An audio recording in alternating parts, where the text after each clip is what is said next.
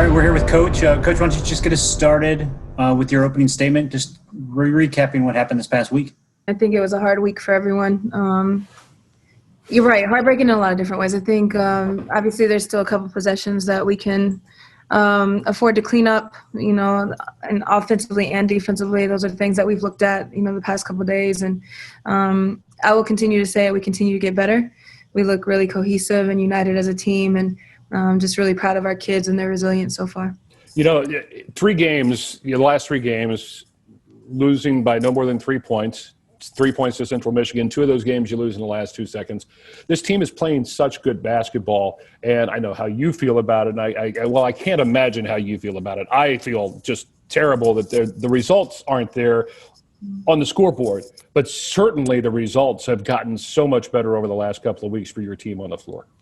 Yeah, it literally takes your heart out. Our kids have been through a lot, It's been a tough year all the way around, and the fact that they come in ready to work every day and ready to compete and just keep falling a little bit short is hard to really watch.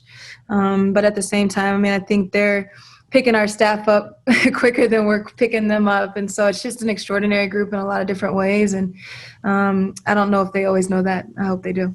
Yep. Tell me about Peyton Scott. I know that, I hope you never run out of words because, this kid is special. 39 points tied a Millett Hall record the other day, and just continues to be, I think, the best player in the conference.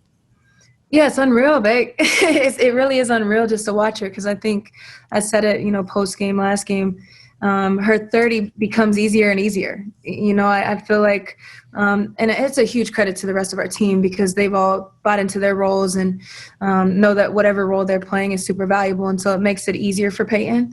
But Peyton's one of those that is constantly looking for what's going to make the team better. So she's looking at her teammates. A lot of times she's close to double-digit assists on top of her 30 points, So it's the easiest 30 points that I've seen consecutively from a kid. That's what makes her special. Let's talk a little bit about just how your offense seems to be moving the basketball so much better. Your ball movement against Ball State on Saturday, I thought was the best of the year. How does that equate to better possessions?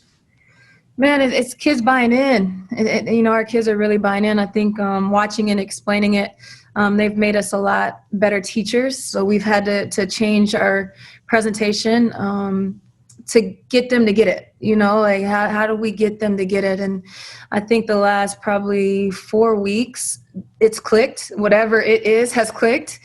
And we're all just moving on a string, so it makes it really difficult. I think we're doing a better job of reading defenders and, if one pulls, what's our next look?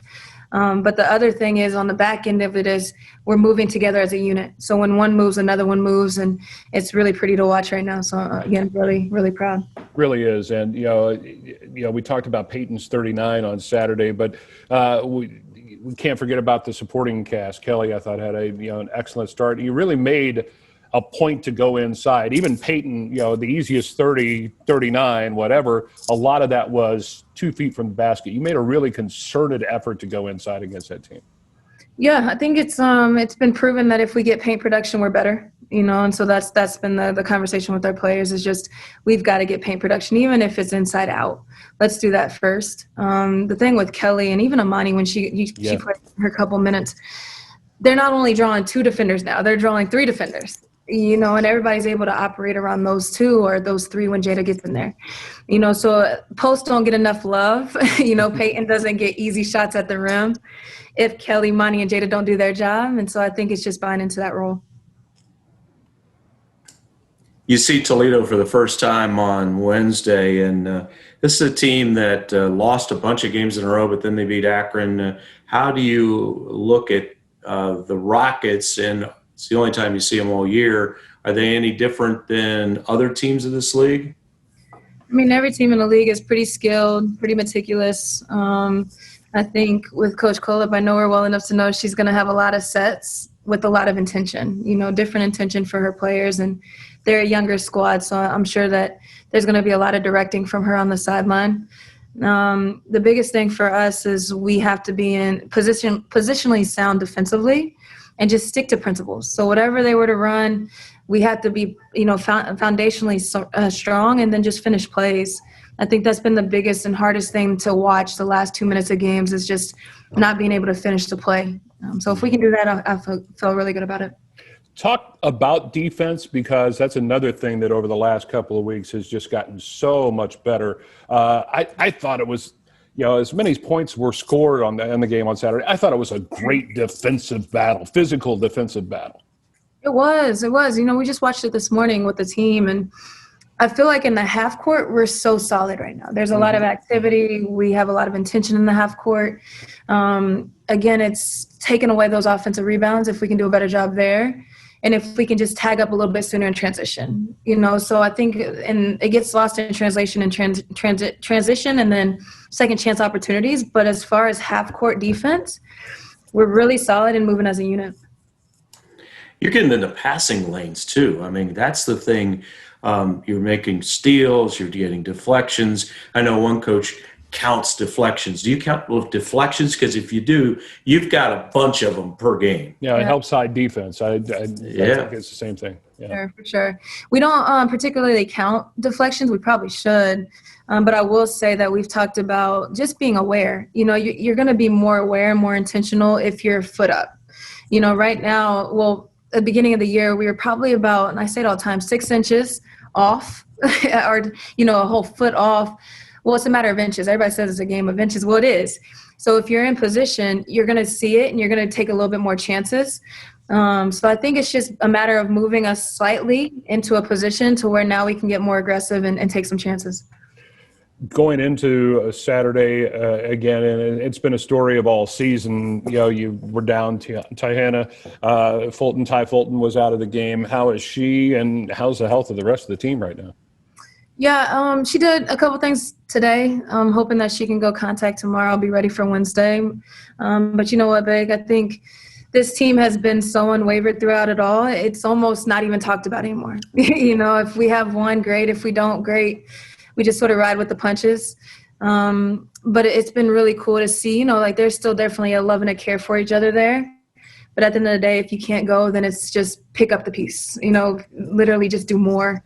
So today's practice was ultra competitive as always and just really intentional. Mm-hmm. You get a chance to see Trisha call up Wednesday night, obviously at the other end of the bench, and she's the president of the Basketball Coaches Association, Women's Basketball Coaches Association. I bet you'd like to spend an hour just talking with her. But if you had that time, what would be like the first question you'd want to ask her? Well, you know what, Tim? She actually is one of my mentors. Coach Kolub recruited me out of high school. And so she's somebody I've known for a very long time. She actually did a home visit to where she visited my mom at the fire station. And so I'm very, very familiar with Trisha. I like to think that we have a pretty solid relationship. And she does extraordinary things for the WBCA. I mean, it's not just that. It doesn't stop there. She literally pours her heart into this game on the women's side, and I have a lot of respect for her. Should be an interesting contest coming up at Toledo, and we wish you the best of luck. Number one in the game, number two in getting there. Obviously, that is a challenge that still is out there as we're sitting here recording this for Hawk Talk tonight. The snow has started to fall again in Oxford. Is there a possibility to change plans, leave early, or are you going to try and blaze a trail up through 75? Yeah, we've been in communication with transportation. I think initially we had talked about trying to leave now, but I don't know if we'll beat it either way. So I think we'll just wait. If anything, probably leave a little bit later. Okay. So we plan on getting there tomorrow evening, but we might just leave and get there right before bedtime.